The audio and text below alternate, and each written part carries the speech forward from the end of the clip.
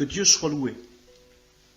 Il a paru bon à des frères et à moi-même d'interpréter la vision de cette jeune gens en français. Un groupe de 7 jeunes Colombiens ont été amenés par Jésus-Christ pour visiter le séjour des morts. Luc, chapitre 16, à partir du verset 19. Il y avait un homme riche qui était vêtu de pourpre et de fin lin et qui chaque jour menait joyeuse et brillante vie. Un pauvre nommé Lazare était couché à sa porte, couvert d'ulcères, et désireux de se rassasier des miettes qui tombaient de la table du riche. Et même les chiens venaient encore lécher ses ulcères. Le pauvre mourut et il fut porté par les anges dans le sein d'Abraham. Le riche mourut aussi et il fut enseveli. Dans le séjour des morts, il leva les yeux, et tandis qu'il était en proie au tourment, il vit de loin Abraham et Lazare dans son sein.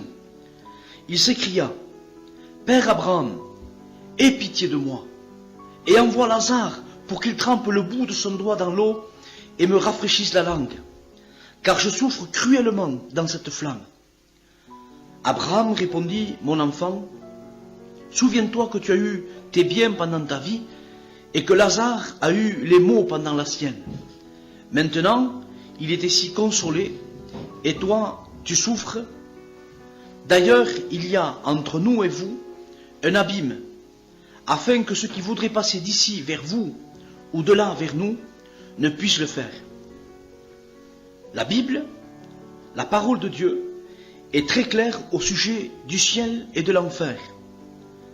Dans le verset que nous venons de lire, le Seigneur nous parle de 2 endroits, le ciel et le séjour des morts, la condamnation et le salut. Il n'y a aucun endroit intermédiaire.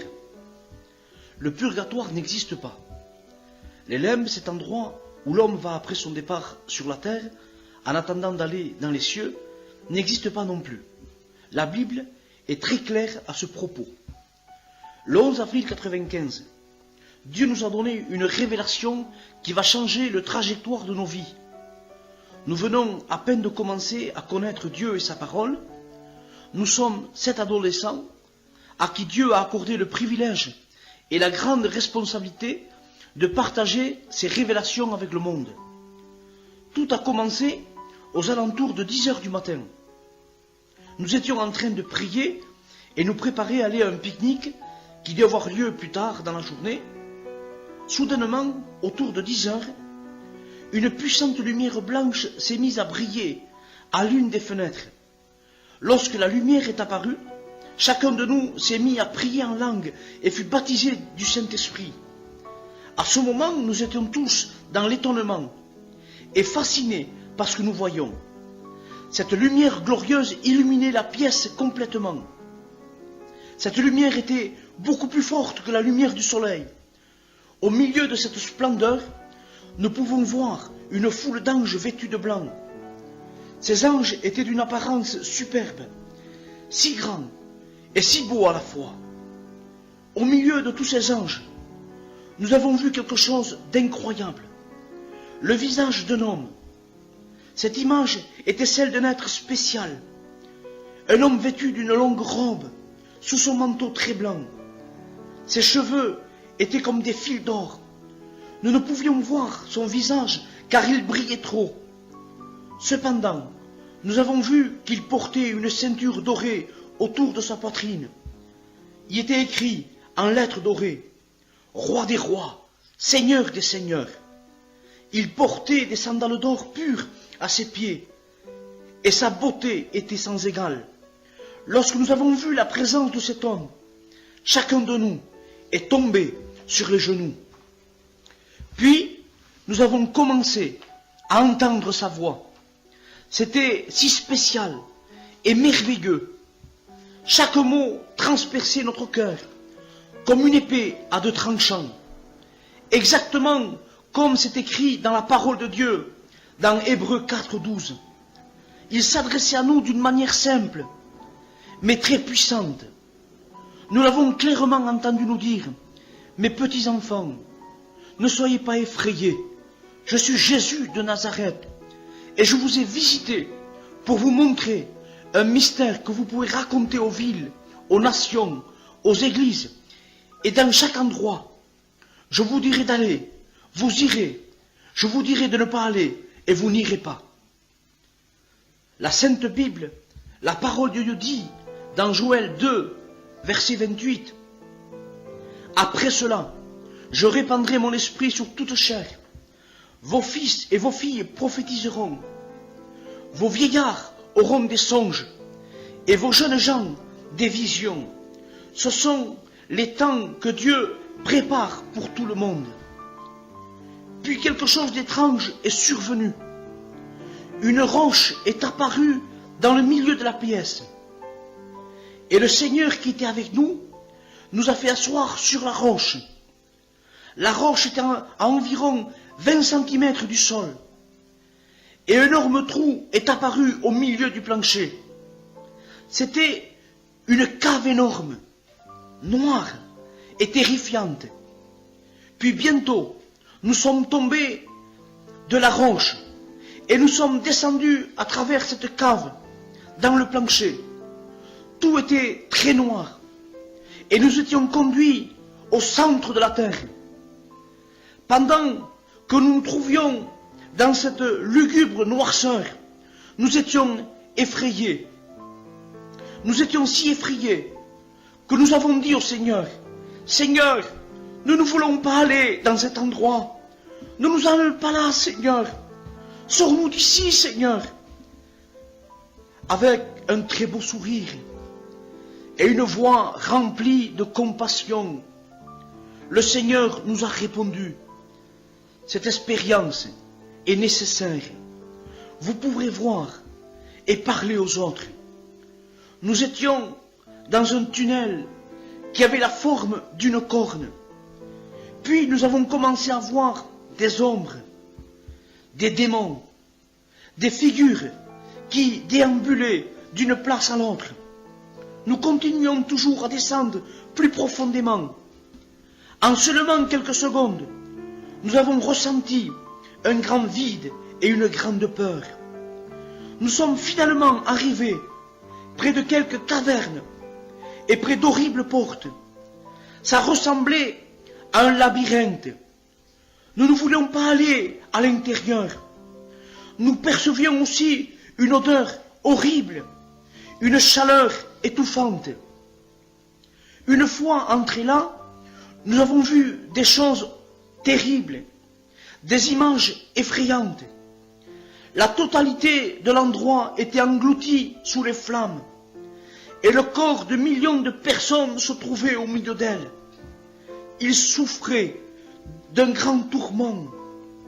Cette vision était si horrifiante. Nous ne voulions pas voir ce qui nous était montré. L'endroit était divisé en différentes sections de châtiments et de souffrances. L'une des premières sections que le Seigneur nous a permis de voir était la vallée des chaudrons. C'était le nom que nous lui avons donné. Il y avait des millions de chaudrons incrustés au sol. Chacun était bouillant de lave. Il y avait dans chaque chaudron l'âme d'une personne venue au séjour des morts après sa mort. À l'instant où ces âmes ont vu le Seigneur, elles sont mises à crier et à hurler, « Seigneur, aie pitié de nous! Seigneur, donne-moi une chance de sortir de cet endroit! Seigneur, sors-moi d'ici! Je veux dire au monde que cette place existe réellement! » Mais le Seigneur ne les regardait pas. Ils étaient des millions d'hommes, de femmes, de jeunes gens dans cet endroit. Nous avons également vu des homosexuels, des ivrognes, souffrir dans la tourmente. Nous voyons tous ces gens crier à cause de leur grande souffrance. Nous étions sous le choc de voir à quel point leur corps était détruit. Les vers entraient et sortaient de leur bouche, de leurs oreilles, de leurs yeux désorbités. Les vers pénétraient aussi au travers de leur corps. Cela concorde avec le verset dans la parole de Dieu, d'Ésaïe au chapitre 66 et verset 24. Et quand on sortira, on verra les cadavres des hommes qui sont rebellés contre moi, car leur ver ne mourra point, et le feu ne s'éteindra point. Ils seront pour toute une chair, un objet d'horreur. Aussi dans Marc, chapitre 9, verset 44, où leur ver ne meurt point, où le feu ne s'éteint point. Nous étions tout simplement horrifiés de regarder ce que nous avions devant les yeux. Il y avait des flammes de 3, 4, 5 mètres de haut. Et dans chaque flamme se trouvait l'âme de quelqu'un décédé, atterri dans le séjour des morts. Le Seigneur nous autorisa à regarder un homme qui se trouvait à l'intérieur de l'un de ces chaudrons. Il était à l'envers et la chair de son visage pendouillait en morceaux. Il restait là à regarder le Seigneur attentivement. Puis il s'est mis à crier et à appeler Jésus. Il a dit, Seigneur, aie pitié. Seigneur, donne-moi une chance. Seigneur, sors-moi de cet endroit. Il lui a simplement tourné le dos. Lorsque Jésus a fait cela, l'homme a commencé à maudire, à blasphémer son nom. Cet homme était John Lennon, membre du satanique groupe de musique les Beatles. John Lennon était un homme qui se moquait et riait du Seigneur durant sa vie. Il disait que le christianisme était pour disparaître et que Jésus-Christ serait oublié de tous. Cependant, cet homme est aujourd'hui en enfer et Jésus-Christ est vivant. Le christianisme n'a pas disparu non plus. Comme nous commencions à marcher sur les bords de cet endroit, les âmes étiraient leurs mains vers nous, suppliant pour de la pitié. Ils demandaient à Jésus de les sortir de là. Mais le Seigneur ne voulait pas les regarder. Puis, nous avons commencé à passer au travers différentes sections. Nous sommes venus dans la section la plus terrible de l'enfer, là où se déroulent les pires tourments, le centre de l'enfer, la forme la plus concentrée des tourments que l'être humain ne peut même pas exprimer. Les seules personnes qui se trouvaient dans cet endroit étaient ceux qui avaient déjà connu Jésus et la parole de Dieu. Ils étaient jadis pasteurs, évangélistes, missionnaires, et toute catégorie de personnes qui avaient un jour accepté Jésus et connu la vérité, mais qui vivaient une double vie. Il y avait aussi des rétrogrades. Leur souffrance était 1000 fois pire que n'importe qui d'autre. Ils criaient et suppliaient le Seigneur pour de la pitié.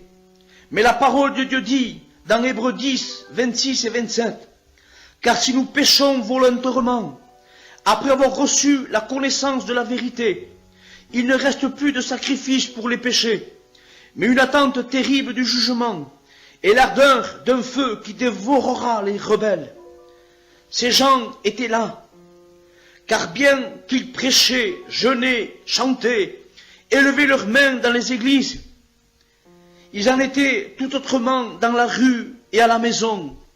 Ils étaient adultères, fornicateurs, menteurs et voleurs. Nous ne pouvons pas mentir à Dieu. La Bible dit que l'on demandera beaucoup à celui à qui on a beaucoup donné, et on exigera davantage à celui à qui on a beaucoup confié. Luc chapitre 12 et verset 48.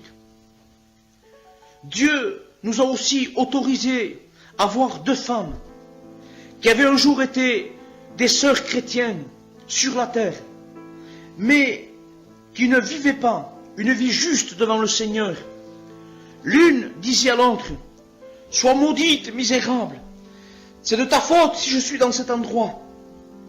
Tu n'as pas prêché le Saint Évangile, et parce que tu n'as pas parlé à propos de la vérité, je suis maintenant ici en enfer. Elles pouvaient se dire ces choses au milieu des flammes, et elles se détestaient l'une à l'autre, car il n'y a pas d'amour, de pitié, de pardon dans cet endroit. Ils étaient des milliers d'âmes qui avaient connu la parole de Dieu, mais leur vie n'était pas propre devant la sainte présence du Seigneur. Vous ne pouvez pas louer avec Dieu, ni avec les flammes de l'enfer non plus. C'est exclamé le Seigneur. Il nous a dit aussi, mes fils, toutes les souffrances qu'il y a sur la terre, concentrées en une seule place, ne sont rien comparable avec la souffrance qu'une personne éprouve en enfer. S'il n'en demeure pas moins que c'est atroce pour ceux qui souffrent, le moins en enfer. Imaginez combien pire c'est pour ceux qui sont au centre de l'enfer, eux qui un jour ont connu la parole de Dieu, mais qui ont marché éloignés. Puis le Seigneur nous a dit que nous pouvions jouer avec le feu sur la terre, mais jamais avec le feu en enfer. Nous continuons à marcher à travers différents endroits, et le Seigneur nous a montré plusieurs personnes différentes. Nous pouvions voir que les gens subissaient approximativement 6 sortes de châtiments différents. Il y avait des âmes tourmentées par des démons, avec toutes sortes de punitions.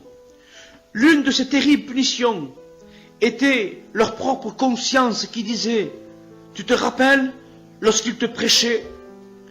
Tu te souviens lorsque tu entendais la parole de Dieu et qu'il t'informait au sujet de l'enfer? Tu riais à propos de ça. Leur propre conscience les tourmentait, tout comme les vers qui traversaient leur corps, et comme le feu qui les brûlait des milliers et des milliers de fois plus que ce que nous connaissons sur la terre. C'est la récompense que le diable a pour tous ceux qui le cherchent et le suivent. La parole de Dieu dit dans Apocalypse 21 au verset 8, mais pour les lâches, les incrédules, les abominables, les meurtriers, les impudiques, les enchanteurs, les idolâtres et tous les menteurs, leur part sera dans les temps ardents de feu et de soufre, qui est la seconde mort. Ensuite, le Seigneur nous a montré un homme qui avait tué 6 personnes. Ces 6 personnes l'entouraient et lui criaient, « C'est de ta faute si nous sommes ici, ta faute !» Le meurtrier tentait de boucher ses oreilles, car il ne voulait pas les écouter, mais il ne parvenait pas à ne pas les entendre, car en enfer, tous nos sens sont beaucoup plus sensibles. Les âmes dans ce lieu étaient tourmentées par une soif intolérable, et il n'était absolument pas possible de satisfaire cette soif, comme l'histoire de Lazare et de l'homme riche dans la Bible. L'homme riche qui s'est trouvé dans le séjour des morts désirait seulement une petite goutte d'eau. La parole du Seigneur dit dans Ésaïe 34 au verset 9, « Les tourments des dons seront changés en poids, et sa poussière en soufre, et sa terre sera comme de la poix qui brûle. » Dans ce lieu, chaque âme était au milieu du feu. Les gens voyaient des mirages de rivières d'eau cristalline au milieu du feu, mais lorsqu'ils essayaient de les atteindre, les rivières se transformaient en feu.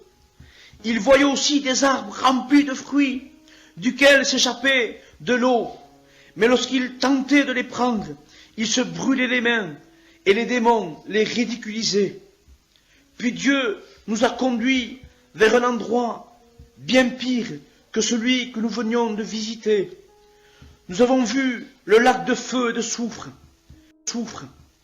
Sur un côté de ce lac, il y avait un plus petit. Dans le plus petit se trouvaient des millions et des millions d'âmes qui pleuraient et imploraient la pitié du Seigneur. Ils lui disaient, « Seigneur, s'il vous plaît, fais-nous sortir d'ici, ne serait-ce que pour un petit moment. S'il vous plaît, donnez-moi la chance de sortir. » Cependant, le Seigneur ne pouvait rien faire pour eux, car leur jugement avait déjà eu lieu. Parmi ces millions et millions de personnes, le Seigneur nous a permis de nous concentrer sur un homme qui avait la moitié de son corps submergé dans le lac de feu. Le Seigneur nous a laissé entendre et connaître ses pensées. Le nom de cet homme était Marc. Nous étions abasourdis par les paroles que cet homme disait en lui-même. Nous avons appris une leçon éternelle en attendant ses pensées. Je donnerai n'importe quoi pour être à votre place maintenant. Je donnerai n'importe quoi pour revenir sur la terre seulement une minute. Je m'en ficherai d'être le plus misérable, le plus malade, le plus détesté, ou l'homme le plus pauvre de la terre. Je donnerai n'importe quoi pour revenir, seulement que pour une minute sur la terre. Le Seigneur Jésus tenait ma main. Jésus a répliqué aux pensées de Marc en lui demandant: « Marc, pourquoi voudrais-tu revenir sur la terre, ne serait-ce que pour une minute ?» D'une voix sanglantante et tourmentée, il répondit à Jésus: « Seigneur, je donnerai n'importe quoi pour revenir sur la terre une seule seconde, simplement pour me repentir et être sauvé. » Lorsque le Seigneur a entendu ce que Marc venait de dire, j'ai vu du sang qui provenait des blessures de Jésus, et ses yeux étaient remplis de larmes. Puis il a dit: « C'est trop tard pour toi, Marc.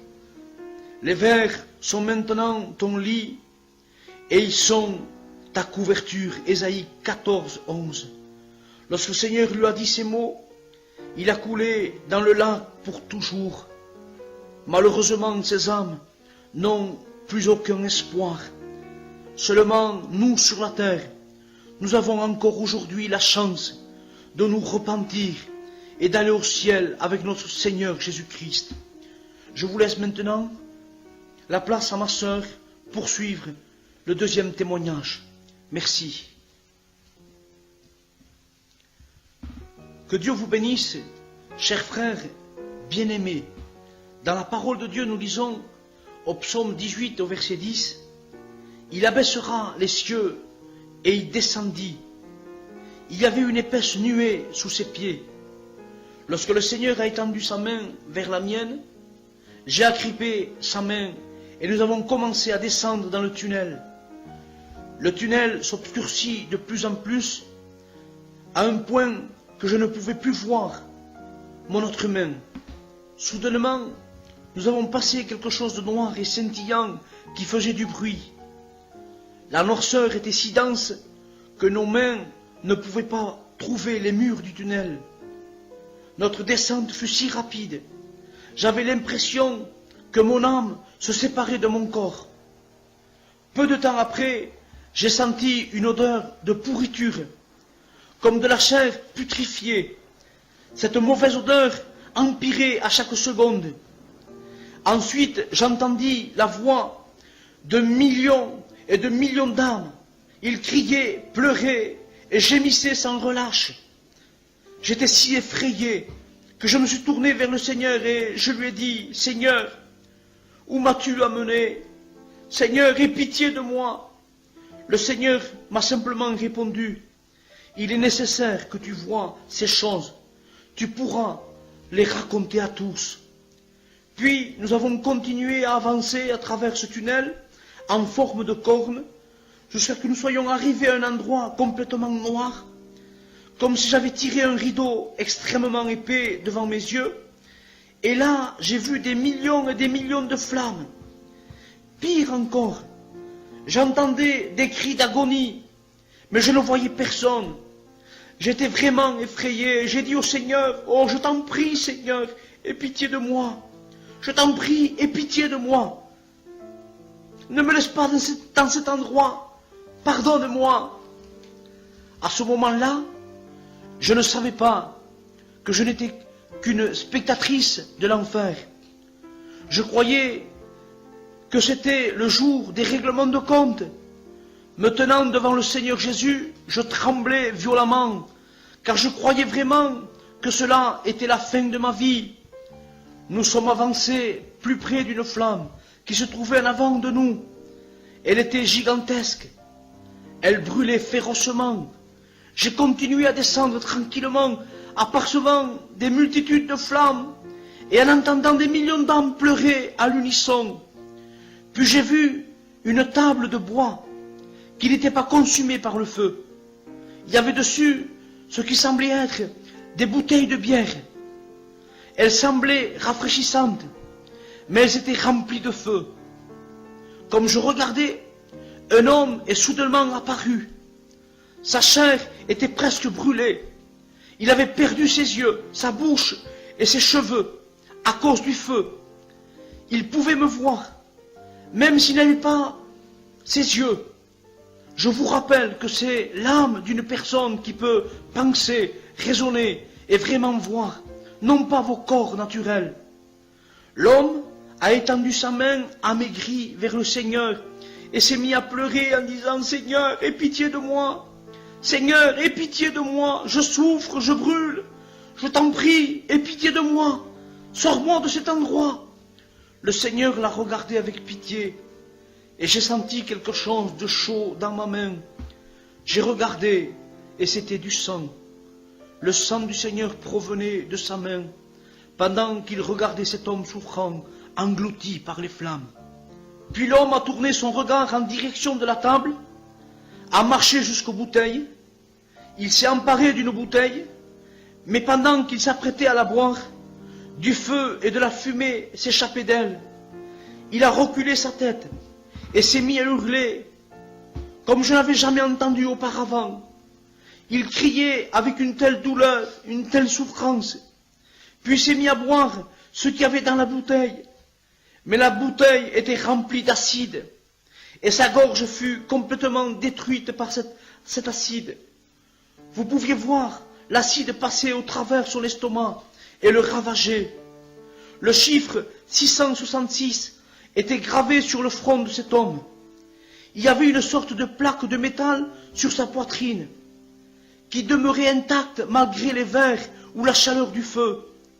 Il y avait certaines lettres écrites sur la plaque, mais nous ne comprenions pas la signification. Le Seigneur, dans une grande miséricorde, nous a donné l'interprétation. Je suis ici, car je suis un ivrogne. Il implorait le Seigneur pour de la pitié, mais la parole de Dieu est très claire lorsqu'elle nous dit dans 1 Corinthiens 6,10 « Ni les voleurs, ni les cupides, ni les ivrognes, ni les outrageux, ni les ravisseurs n'hériteront le royaume de Dieu. » Le Seigneur m'a montré les dernières heures de cet homme sur la terre, exactement comme un film. Je voyais comme un gros écran de télévision qui me montrait ces dernières secondes avant sa mort. Le nom de cet homme était Louis, et il était dans un bar.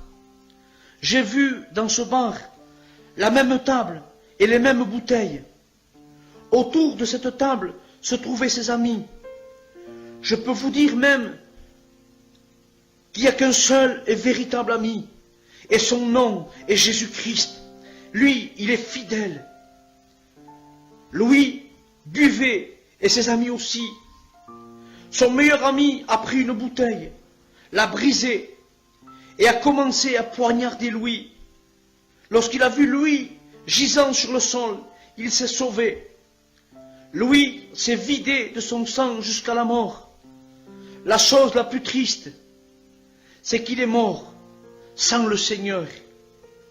Au milieu de tout ça, alors que toutes ces âmes hurlaient, j'ai demandé au Seigneur, « Oh Seigneur, s'il te plaît, dis-moi, est-ce que cet homme te connaissait? Était-il au courant de ton salut ?» Tristement, le Seigneur m'a répondu, « Oui, il me connaissait. Il m'avait accepté comme son sauveur, mais il ne me servait plus. » À ce moment-là, je me suis senti encore plus apeuré. Louis pleurait encore plus fort et criait, « Seigneur, ça fait mal. Je t'en prie, aie pitié de moi. Il étendait sa main vers moi. Mais c'est ma main que le Seigneur a prise à la place. Et nous sommes éloignés des flammes en marchant. Les flammes qui consumaient Louis sont devenues de plus en plus violentes. Et il pleurait encore plus fort. Aie pitié de moi, Seigneur, aie pitié de moi. Il fut alors perdu dans les flammes. Nous avons poursuivi notre marche. Cet endroit était si grand et effrayant. Nous approchons d'une autre flamme et je dis au Seigneur, Seigneur, je t'en prie, je ne veux plus rien voir d'autre. Je t'en supplie de me pardonner. S'il te plaît, pardonne-moi. Je ne veux plus voir cela. Alors j'ai fermé mes yeux. Mais qu'ils soient fermés ou ouverts, je voyais quand même cette flamme baisser lentement. Et j'ai commencé à entrevoir une femme. Elle était couverte de boue. Et la boue était pleine de vers. Cette femme était consumée par les vers qui étaient partout sur son corps. Et elle criait, Seigneur, aie pitié de moi. Seigneur, aie pitié de moi. Et pardonne-moi. Regarde-moi, ça fait mal. Aie pitié de moi. Enlève-moi ces vers. Sors-moi de cet endroit de tourment. Car ça fait tellement mal.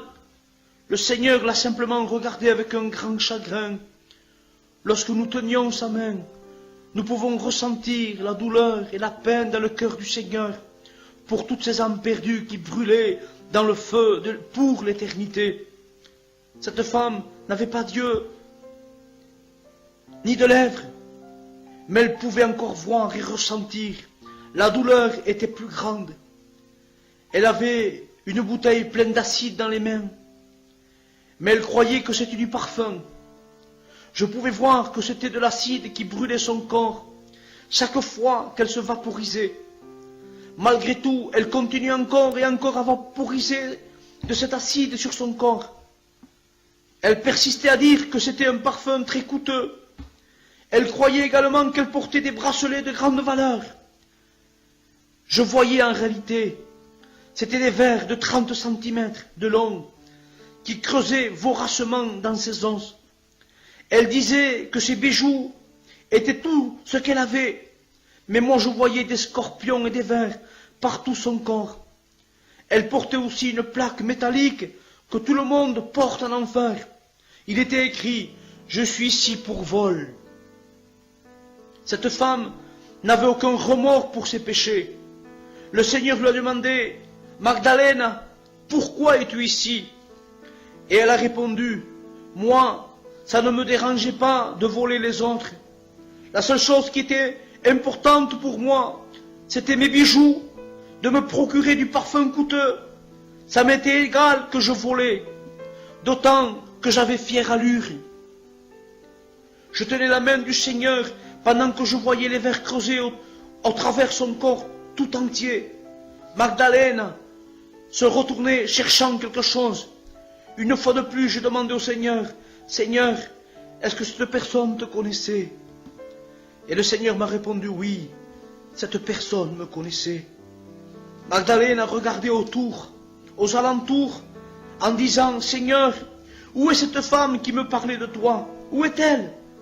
Je suis au séjour des morts depuis 15 ans.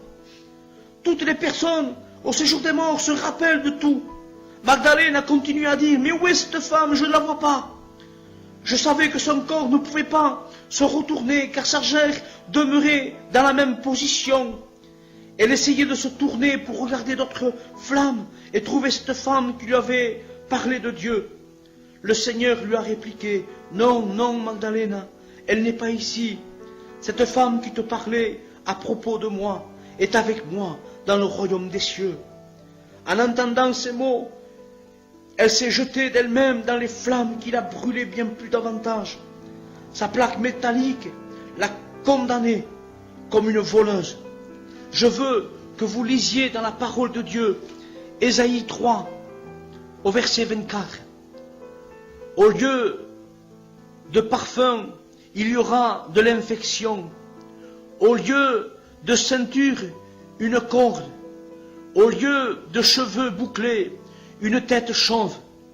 Au lieu de larges manteaux, un sac étroit, une marque de flétrissure au milieu de ta beauté.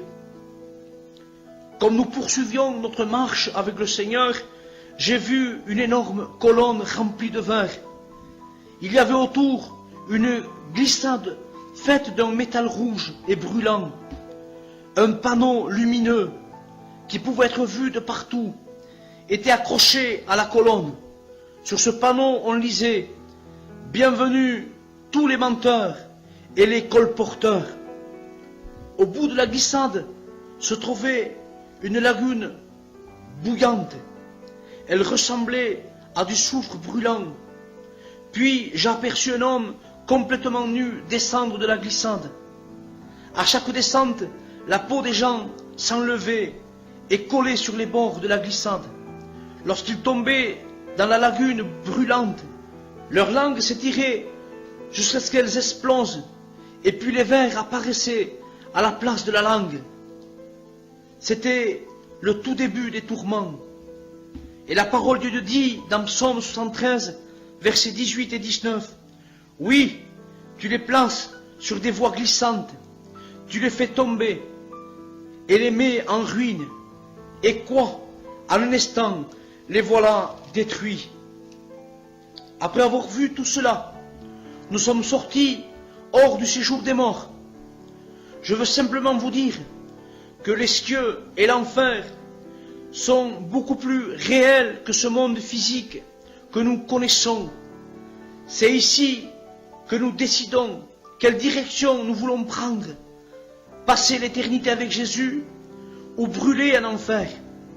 Le Seigneur nous a dit, sans la sainteté, aucun homme ne me verra. Sans la sainteté, aucun homme ne le verra. Hébreux 12, 14. C'est pourquoi je veux vous dire la même chose aujourd'hui. Sans la sainteté, vous ne pouvez pas voir le Seigneur.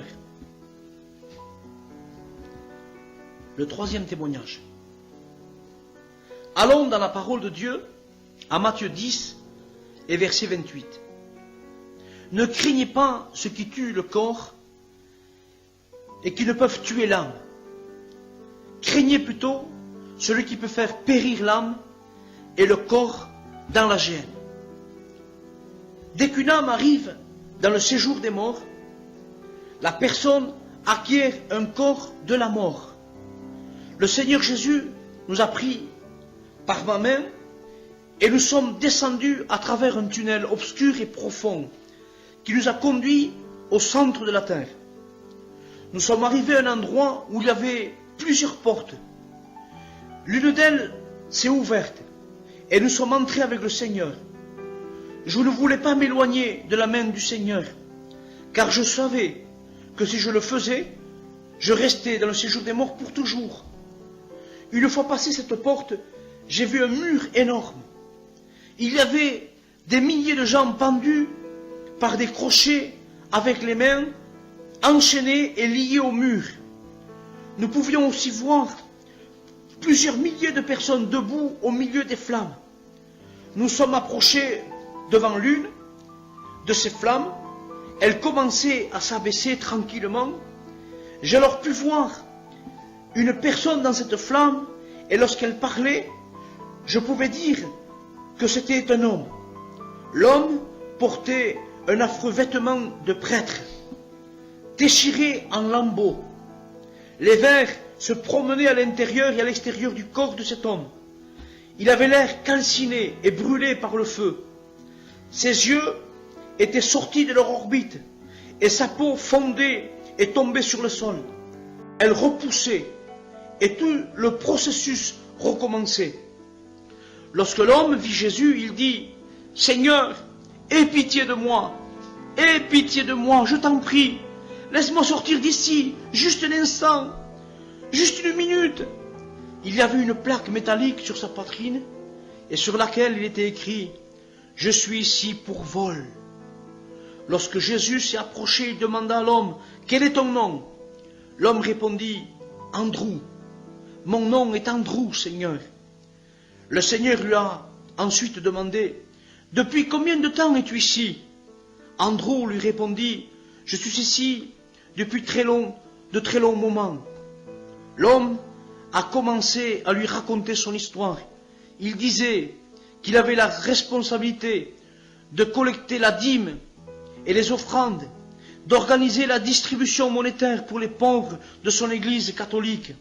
Cependant, il volait l'argent à la place. Avec des yeux remplis de compassion, le Seigneur lui a demandé, « Andrew, as-tu déjà entendu l'évangile ?» Andrew lui répliqua, « Oui, Seigneur. Il y a eu une femme chrétienne qui était venue à notre église un jour et qui a prêché l'évangile, mais je ne voulais pas l'accepter. Je ne voulais pas la croire. Mais là, je crois. Maintenant, je crois que c'est vrai. Je t'en prie, Seigneur, sors-moi d'ici, ne serait-ce que pour un moment. » Comme il parlait, les vers rampaient au travers de ses yeux, agaçaient ses oreilles et retournaient à l'intérieur vers sa bouche. Il essayait de les enlever avec sa main, mais c'était impossible. Il hurlait horriblement et ne cessait d'implorer la pitié de Dieu.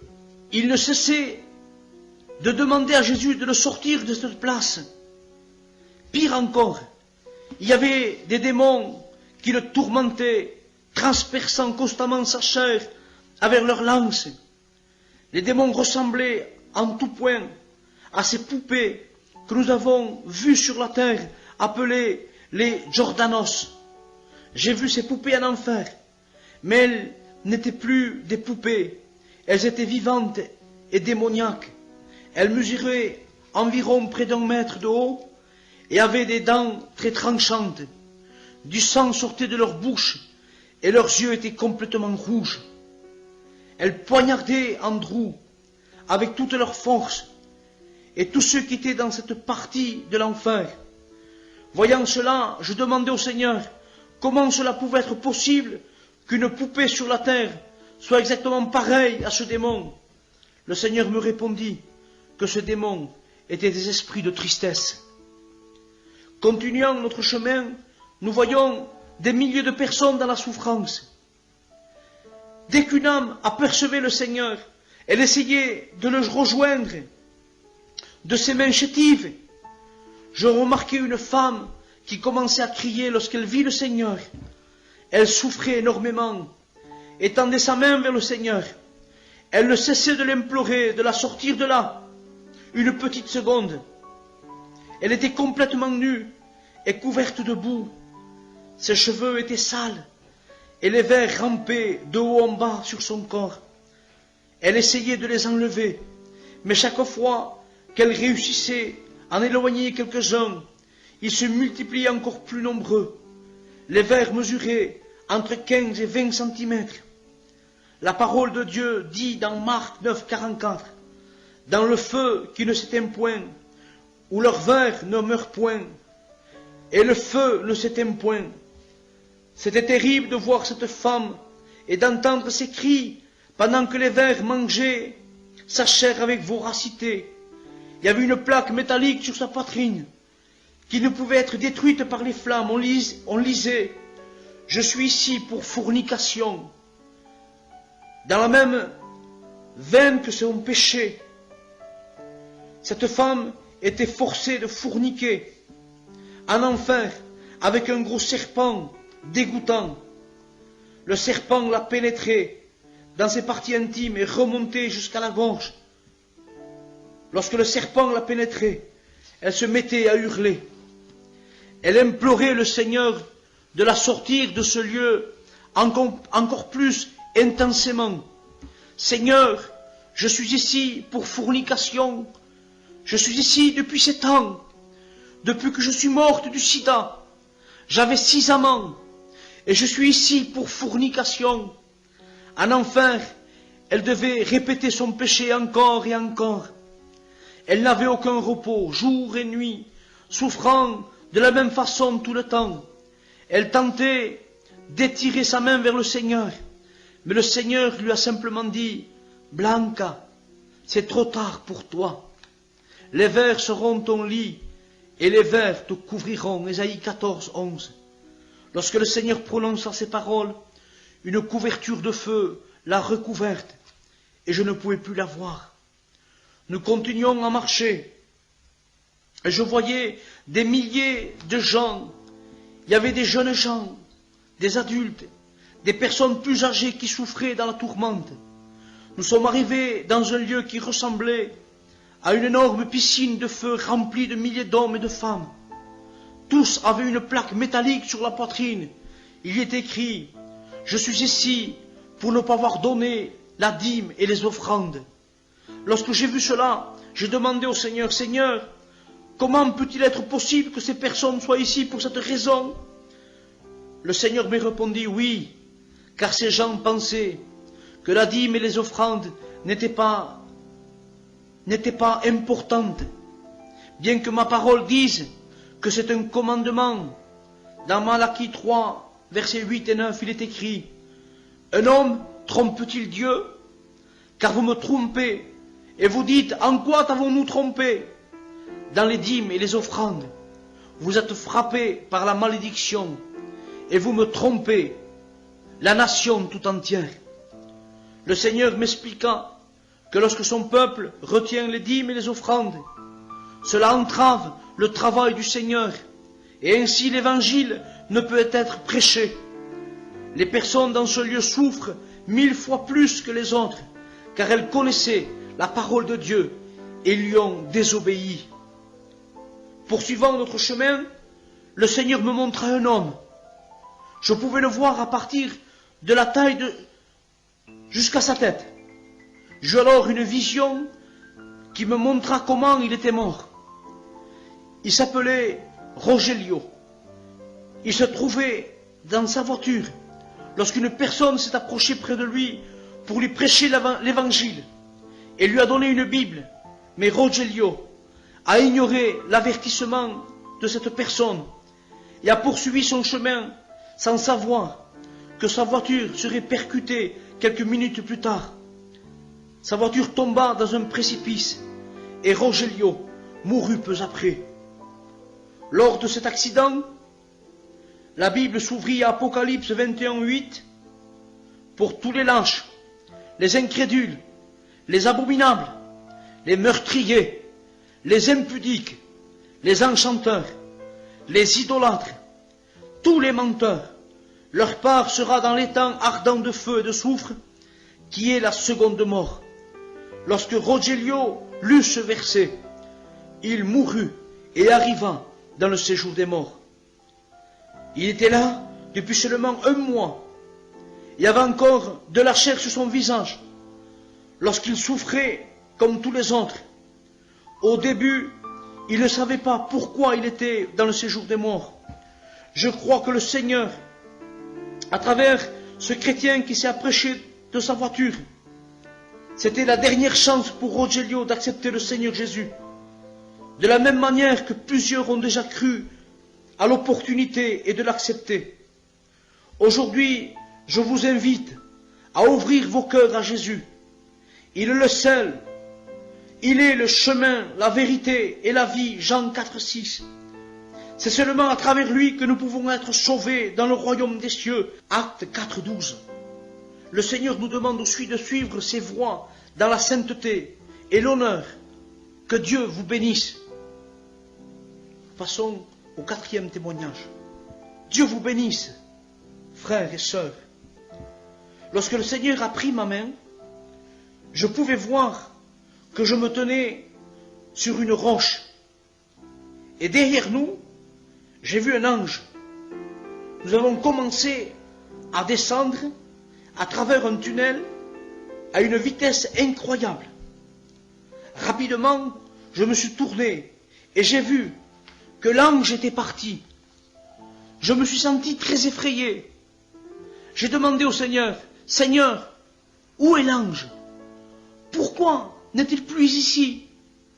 Le Seigneur a dit, « Il ne peut pas venir où nous allons. » Nous continuions à descendre et soudainement, tout s'est arrêté.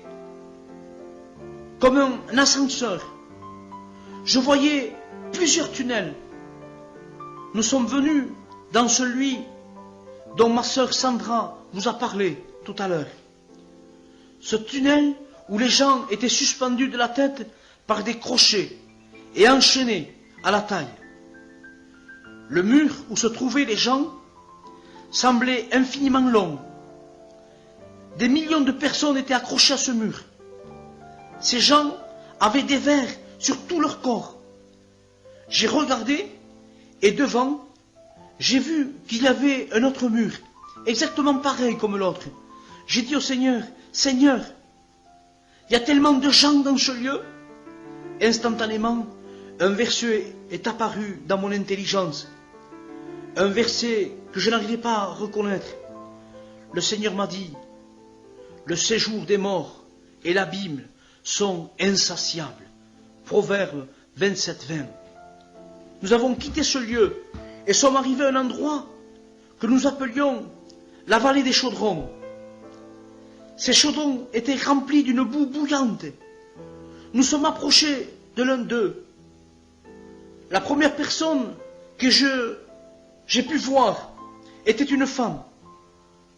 Son corps flottait et s'enfonçait avec la boue.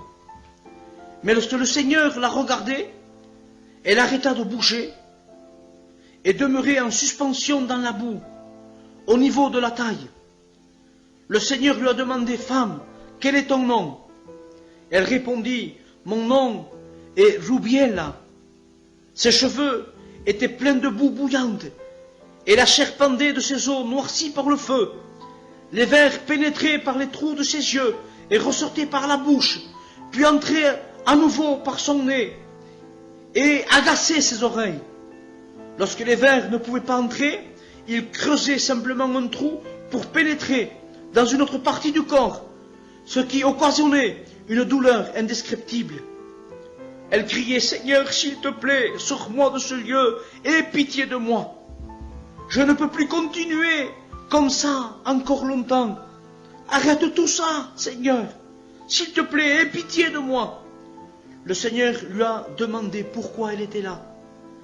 Elle était là à cause de la vanité.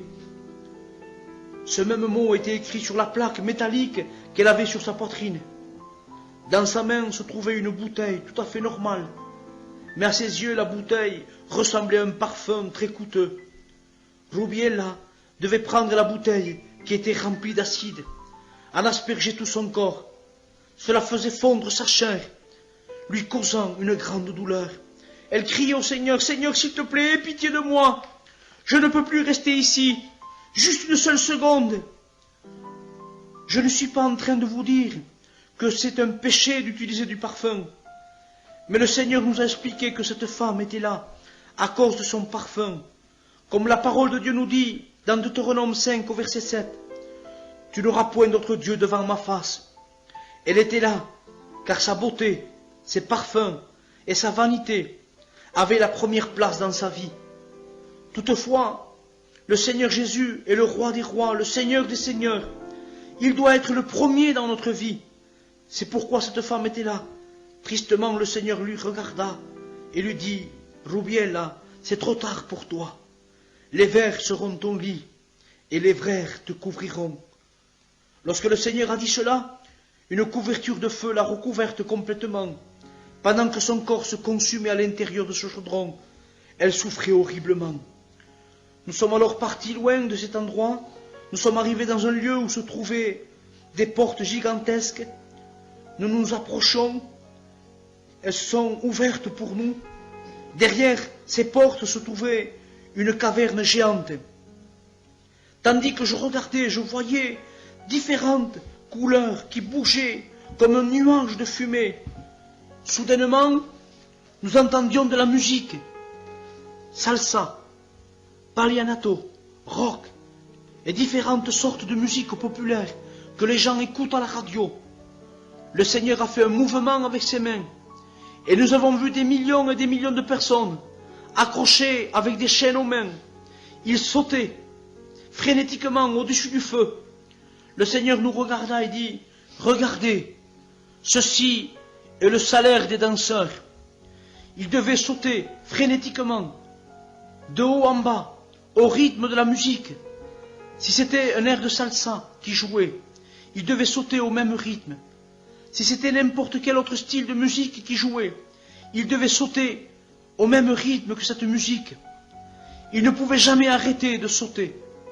Mais pire encore, leurs chaussures avaient des talons mesurant 15 cm de long. Toutes les fois qu'ils sautaient, ces talons perçaient leurs pieds. Ils n'avaient jamais un seul instant de repos. Lorsque quelqu'un tentait d'arrêter, les démons venaient immédiatement les poignarder avec leurs lances. Ils maudissaient et disaient, « Loue-le !» Personne. Le Seigneur nous a dit que c'était leur âme emprisonnée à l'intérieur de leur corps pécheur. Comme il est écrit dans Apocalypse 14:11, et la fumée de leur tourment monte au siècle et des siècles. Ils n'ont de repos ni jour ni nuit. Ceux qui adorent la bête et son image, et quiconque reçoit la marque de son nom. Nous avons commencé à comprendre plusieurs choses que nous ignorons sur la terre. Le message le plus clair était que notre vie sur la terre détermine où nous allons passer l'éternité. Comme nous marchions main dans la main avec le Seigneur, nous réalisions que le séjour des morts comportait différents lieux avec différents niveaux de torture. Nous sommes venus dans un endroit où se trouvaient plusieurs prisons remplies d'âmes tourmentées. Ces âmes tourmentées par plusieurs sortes de démons. Les démons maudissaient les âmes en leur disant « Tu es maudit, misérable, loue Satan, serre-le, comme tu le faisais lorsque tu étais sur la terre. » Ces âmes souffraient terriblement à cause des vers, et le feu était comme un acide sur tout leur corps. Nous avons vu 2 hommes à l'intérieur d'une cellule de prison. Chacun avait un poignard dans la main. Ils se poignardaient mutuellement, et ils se disaient l'un à l'autre, « Sois maudit, misérable, c'est ta faute si je suis ici. Tu m'as fait venir, car tu m'as caché la vérité. Tu m'as pas fait reconnaître le Seigneur. Tu ne m'as pas laissé le recevoir. Tant de fois j'en aurais eu la chance, mais tu ne m'as pas laissé l'accepter. Voilà pourquoi je suis tourmenté jour et nuit. » À travers une vision, le Seigneur nous a montré leur vie sur la terre. Nous les voyons ensemble dans un bar. Une dispute a éclaté et dégénéré en bataille. Ils étaient tous les deux ivres. L'un d'eux s'est emparé d'une bouteille brisée et l'autre a sorti un couteau. Ils se sont battus jusqu'à ce que chacun soit blessé mortellement. Ces 2 hommes étaient condamnés à répéter ce scénario pour toujours. Ils étaient aussi tourmentés par le souvenir de leur amitié sur la terre. Ils étaient alors 2 meilleurs amis qui s'aimaient comme des frères. Je veux vous dire aujourd'hui qu'il existe un seul vrai ami et son nom est Jésus de Nazareth. Il est le véritable ami. Il est l'ami fidèle qui est avec toi à chaque instant. En poursuivant notre marche, nous avons vu une femme à l'intérieur d'une cellule. Elle roulait dans la boue. Ses cheveux étaient tout emmêlés et boueux. À l'intérieur de cette même cellule se trouvait un long et gros serpent. Il bougeait tout près d'elle, entourant son corps, et la pénétrait. Elle était forcée d'avoir des contacts sexuels avec ce serpent. Dans ce lieu, tous les hommes et les femmes qui vivaient dans la fornication étaient obligés de répéter cela dans le séjour des morts. Ils devaient faire cela avec un serpent qui était recouvert de piquants longs de 15 cm. Le serpent déchirait son corps chaque fois qu'il venait à l'intérieur d'elle. Elle pleurait au Seigneur lui demandant d'arrêter cela. Elle ne voulait pas plus souffrir. Fais que ça arrête. Je ne veux plus faire cela. S'il te plaît, arrête cela. Elle implorait le Seigneur pendant que le serpent venait à l'intérieur d'elle, déchirait son corps, encore et encore. Nous tenions Et nous essayions de boucher nos oreilles à ses cris. Mais nous ne pouvions pas. Nous tenions encore plus fort de boucher nos oreilles. Mais ça n'aidait pas. Nous avons dit au Seigneur, s'il te plaît, Seigneur, nous ne voulons plus voir et entendre cela, s'il te plaît. Le Seigneur a répondu, il est nécessaire que vous voyiez cela, car vous pourrez en parler aux autres, puisque mon peuple se fait détruire. Mon peuple ignore le véritable salut, le véritable chemin vers le salut. Nous avons poursuivi notre marche et avons vu un lac gigantesque avec des milliers de personnes au milieu des flammes. Ils agitaient leurs mains, demandaient de l'aide, mais plusieurs démons volaient au-dessus de ce lieu. Ces démons utilisaient des lances dont la tête était courbée en forme de S. Ils s'en servaient pour blesser les personnes qui brûlaient dans le lac. Les démons se moquaient et les maudissaient en disant, « Sois maudit, misérable. Maintenant tu dois adorer Satan. Loue-le comme tu le faisais quand tu étais sur la terre. » Il y avait des milliers de personnes. Nous étions effrayés, nous sentions que si nous ne tenions pas la main du Seigneur, nous serions laissés dans ce lieu horrible. Nous étions terrifiés parce que nous ressentions. À cette distance, nous avons vu un homme debout, agonisant, qui souffrait une grande douleur. Deux démons volaient au-dessus de lui et le tourmentaient. Ils creusaient dans son corps avec leurs lances et enlevaient ses côtes. Ils riaient aussi de lui durant tout ce temps. Même plus loin, le Seigneur me montra l'homme était également tourmenté et s'inquiétait sans cesse pour la famille qu'il avait laissée sur la terre. L'homme ne voulait pas que sa famille atterrisse dans le même endroit de tourment. Il était préoccupé, car il n'avait jamais transmis le message du salut. Il était tourmenté, car il se rappelait qu'une fois, il avait eu la chance de recevoir ce message. Il était une personne très importante pour transmettre ce message à sa famille, mais il a préféré l'ignorer. Et maintenant, il était préoccupé à propos de sa femme et de ses fils. Les tourments continuaient pendant que les démons coupaient ses bras. Il tomba dans la boue brûlante. À cause de la douleur de la boue qui brûlait, il remuait comme un ver, d'un endroit à l'autre. La chair tombait de ses os à cause de la chaleur.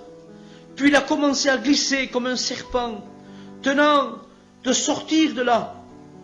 Mais chaque fois qu'il essayait, les démons le repoussaient et il coulait encore plus profondément dans la boue. Nous avons ensuite vu un nombre de démons dans cet endroit. Quelque chose a capté mon attention. J'ai remarqué que l'un des démons avait une aile manquante. J'ai demandé au Seigneur, « Seigneur, pourquoi ce démon a-t-il une aile manquante ?» Le Seigneur dit, « Ce démon a été envoyé sur la terre pour un but, mais il n'a pas pu accomplir sa tâche. Et il a été renvoyé en enfer par l'un de ses servants de Dieu. Puis Satan est venu, l'a puni et lui a coupé une aile. » Nous avons alors compris qu'en tant que chrétiens, nous avons l'autorité et la puissance dans le nom de Jésus pour bannir les démons et les principautés. Chers amis qui entendez ces mots, en ces moments, ce témoignage n'est pas pour la condamnation, mais pour le salut. Vous pouvez donc vous exprimer vous-même et regarder la condition de votre cœur devant le Seigneur. Ceci est pour que vous changiez vos voies pour le salut et non pour la condamnation. Maintenant, élevez votre cœur devant le Seigneur et confessez vos péchés. Ainsi donc, si le Seigneur venait en ce moment même, vous pourriez aller avec lui au lieu d'aller dans cet endroit de tourment où il y a des pleurs et des grincements de dents. Là, vous comprendrez vraiment pourquoi Jésus nous a rachetés à grand prix à la croix du Calvaire. Nous avons vu plusieurs personnes dans le séjour des morts qui ignoraient pourquoi elles se trouvaient là. Leur vie était remplie d'activités qui ne pensaient pas être des péchés. Cher ami, examine-toi. Ne crois pas que mentir, voler, être vaniteux sont des choses acceptables. Ce sont des péchés aux yeux du Seigneur. Chers frères, détournez-vous de ces choses. Arrêtez de les faire. Je vous donne ce message pour que vous puissiez cesser de pécher obstinément et ainsi regarder davantage